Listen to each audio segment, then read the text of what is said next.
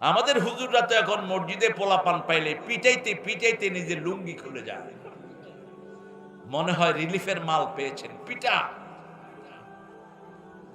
এরা শিক্ষকতার উপযুক্ত না।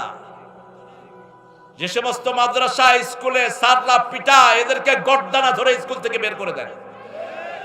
এরা সুন্নাহ বিরোধী, ইসলাম বিরোধী, কোরআন বিরোধী। বাসপাড়া মুখস্থ করেছে একটা ছেলে, তাকে পিটিয়েছে হুজুর। ছেলে কোরআন তো ছাড়ছে, এখন নামাজও পড়ে, পিটিয়ে অজ্ঞান করে দিয়েছে। কেন?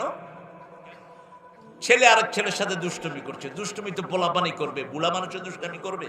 আচ্ছা বলেন তো, দুষ্টুমি কারা করবে? কথা কন না কেন? আমি ওনার লাগে দুষ্টামি করবো? দুষ্টামি যদি আমরা বুড়ারা করি, মানুষে কইব কি? শালার বুড়া বয়সে বিমৃতি দোষ, ঠিক কিনা? পোলাপান